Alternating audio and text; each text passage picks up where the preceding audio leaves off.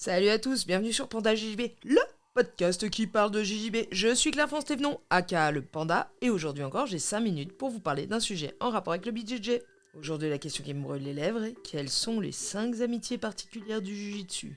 Partenaire particulier, cherche partenaire particulière. Quel organe? Je sais, merci. Non, c'est pas de trucs chelous dont je vais vous parler aujourd'hui. Aujourd'hui, je vais juste vous parler des gens qu'on retrouve sur tous les tapis, quel que soit l'endroit où on s'entraîne. Voici la partie 1 avec la liste de 5 amitiés particulières sur le tatami. Ça veut dire 5 poteaux avec qui vous vous entraînez.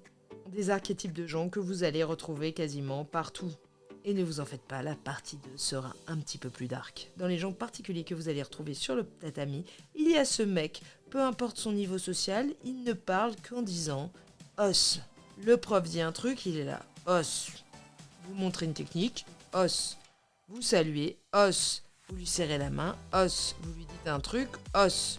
Le « os » pour ce gars-là, c'est l'équivalent du « banana » pour les mignons. Ce gars-là, je vous conseille de lui demander son job, c'est toujours intéressant. Des fois, c'est des mecs qui ont rien à voir. C'est pas des gars qui font que du jujitsu, mais il y a une espèce de transformation qui se fait sur le mat.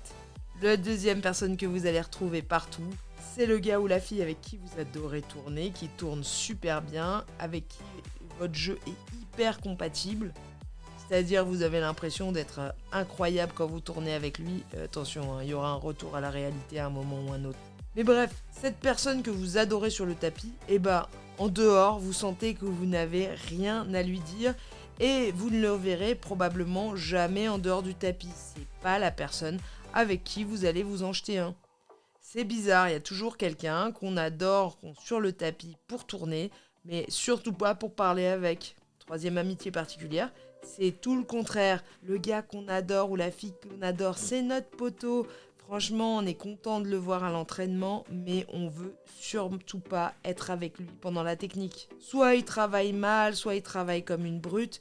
Voilà, il y a des gens qu'on adore, mais on veut pas faire du jujitsu avec. Et 4, il y a le poteau, le mec ou la fille qui vous fait venir à l'entraînement alors que vous êtes carbonisé, que vous n'avez pas dormi parce que le petit n'a pas fait sa nuit, et vous venez quand même parce qu'il vous a envoyé un message en disant « Oh, tu viens poteau ?»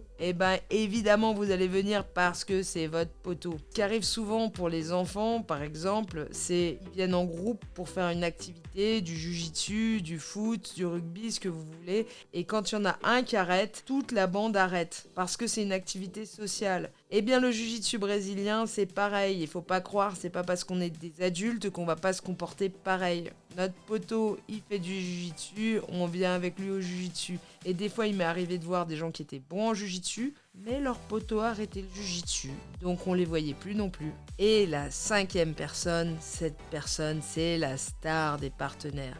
Ça peut être le champion, mais pas forcément. Des fois, c'est des gens qui n'ont jamais fait de compétition, qui sont complètement random.